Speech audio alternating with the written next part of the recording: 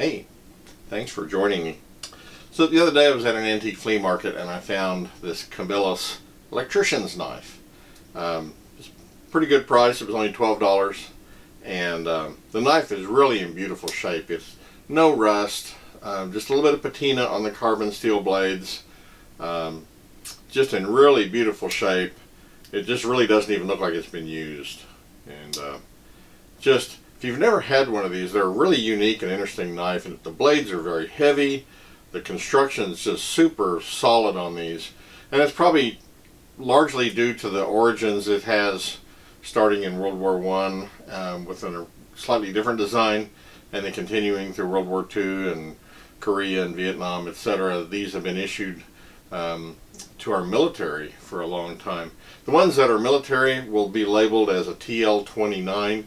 The civilian versions like this just don't have any extra labeling other than the manufacturer. And there were several manufacturers that made these. I think Camillus probably made more than anybody. This knife is quite ubiquitous. I think there are in the neighborhood of 12 million of these that Camillus made, and up until the time they went out of business. And still these are being made today by Klein. So it's probably a pocket knife that is just more common than most people realize. And in all the research I did on these, one of the things I found is that there's some people that take the screwdriver blade, which is a locking blade, and converting it into a Wharncliffe blade, which I decided to try that because I like doing some wood carving.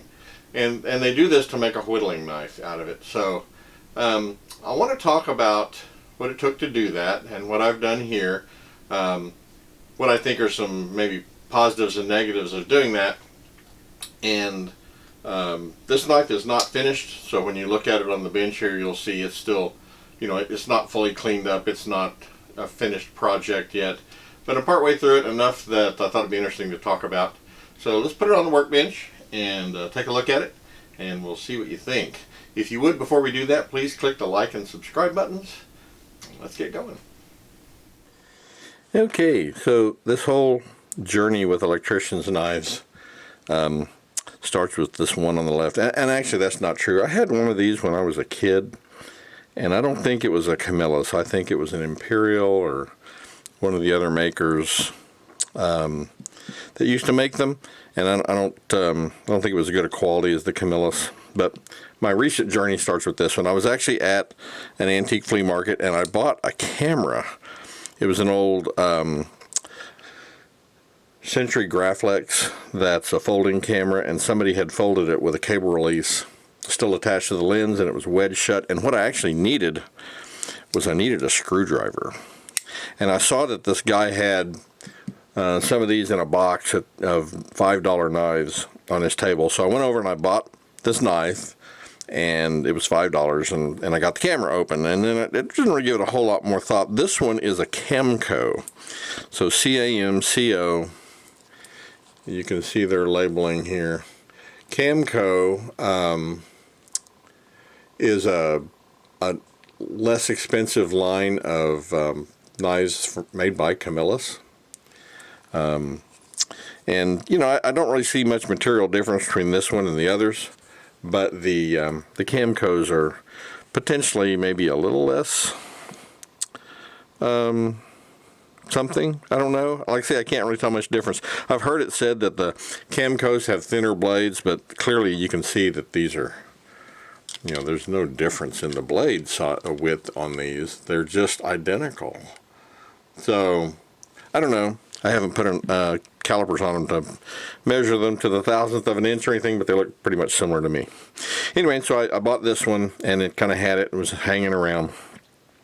And I went to a different antique flea marketplace, and this one they had. And it really, like I said, this one looks like it was never used. It was clean, no rust, just a light patina on the blades. It operated smoothly.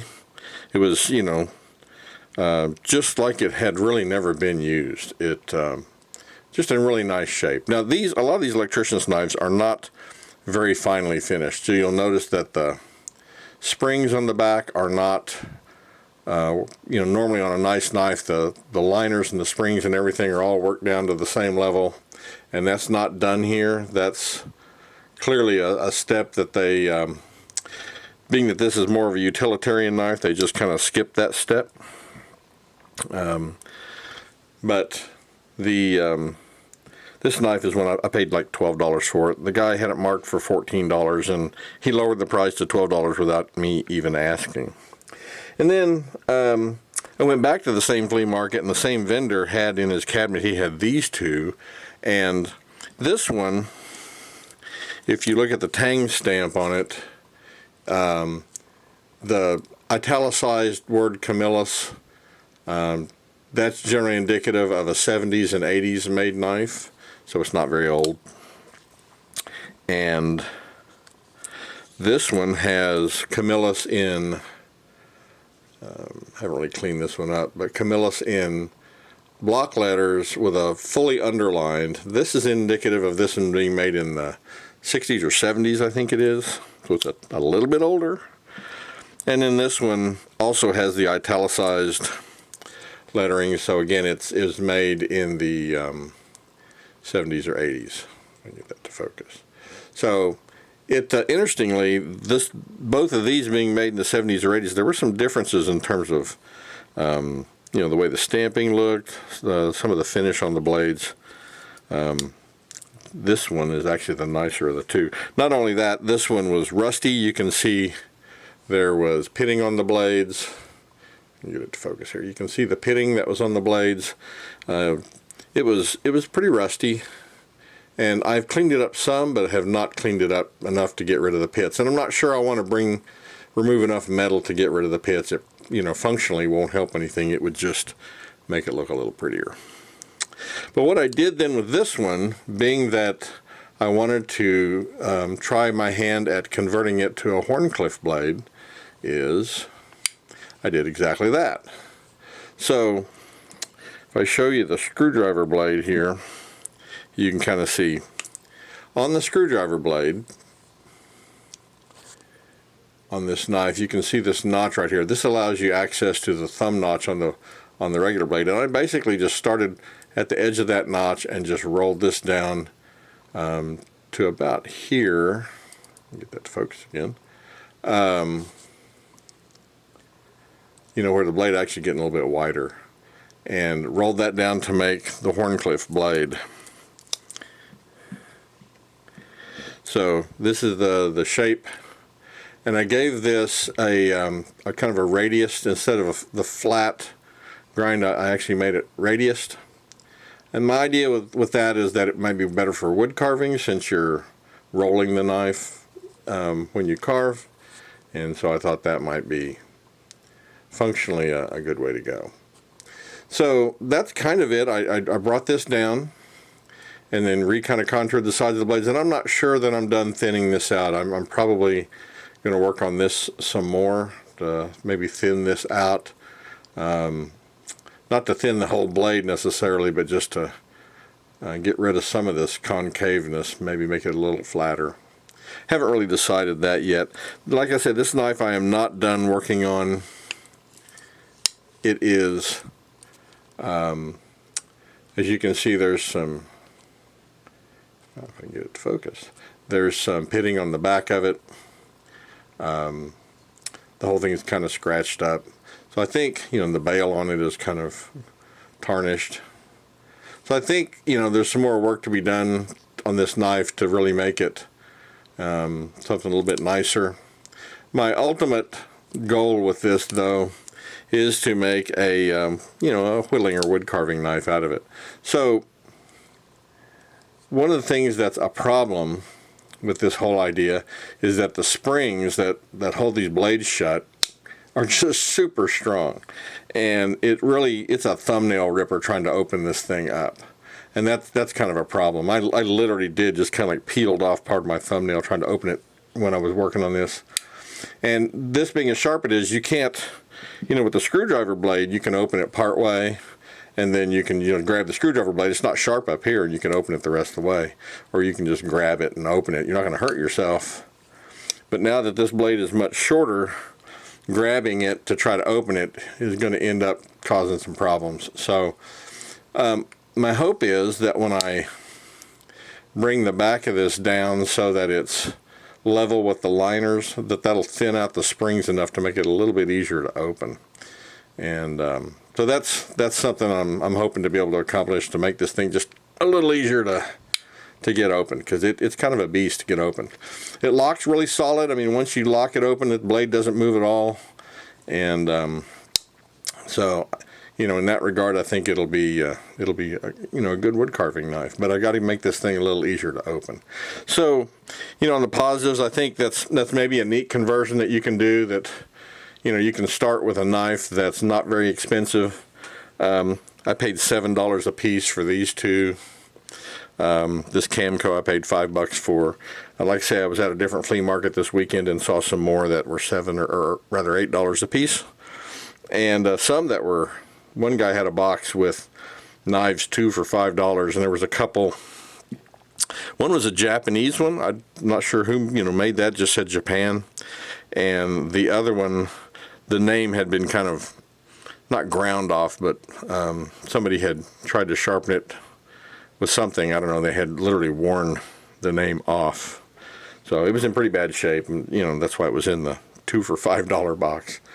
But anyway, these things are quite common. The steel that Camillus used is actually a very good chrome vanadium, high carbon steel that is known for holding an edge really well. So I think that this will make once I get it all finished up and cleaned up and finalize my profiling on the blade, I think it's going to make a really handy little wood carving knife. And I think it'll be a lot of fun to use. And like I say, the cost on doing these is just absolutely minimal. So there you go. If you're wanting to come up with a project to work on and make yourself something, maybe of a wood carving knife or something, this may be something to start with. I haven't decided if there's anything I can do to the spear point blade, maybe to reshape it. I thought about making it more of a clip point blade, by bringing right past the nail nick, by bringing the tip of the blade down. Functionally, it wouldn't really help anything, and it, just be a different look on the blade shape. So, but potentially that's something that could be done. Anyway, well, there you have it. That's my little project for a wood carving knife from an electrician's knife. Well, there you have it. That's my electrician's knife converted to whittling knife. So now it's got a locked or a locking Wharncliffe blade. Haven't had any whittling or wood carving projects yet to try it with, but I'm sure I'll come up with something pretty soon. Got a good nice size body to the knife that gives you plenty to hang on to. With that being a locking blade, I wouldn't be as much concerned about putting my thumb on it and pushing. I think it's going to work out fairly well, but we'll give it a try and see. I also obviously have other options for wood carving knives. And how this stacks up against those, we'll just have to see. But one of the things about doing this that kind of came to my mind is that should one be modifying or changing a knife that maybe is potentially collectible, and to answer that, there are a lot of knives that I would not do that to. Obviously, that they're valuable and they're uncommon enough that I wouldn't change one. But one of the things about these electricians' knives is that they're very, very common and very affordable and inexpensive. I went to another antique flea market this weekend, and they had gobs of them. They were just everywhere. Wide range of prices and a wide range of conditions. I could have bought several more in relatively nice shape for $8. One guy had several of them, and they had various degrees of, wear on the blades and a little bit of tarnish. Nothing rusty or anything, and he wanted $8 a piece for them. So, they're very common, very easy to get. So I didn't really feel too uncomfortable about modifying one of these. But I think in general, changing a knife that might be collectible or a vintage knife is, generally speaking, not something I would do. But on something like this, these are just so super common, I thought there was little harm in modifying one. So anyway, that's something to think about, if you decide to modify a knife to fit your needs or whatever, especially doing that with a vintage knife. Kind of think about make sure you're not destroying something or changing something that's maybe possibly collectible. Well, I appreciate you watching. I hope you enjoyed seeing what I did with this. If you have any thoughts or comments, I'd love to hear them. Please leave me a comment. And as always, thanks for watching.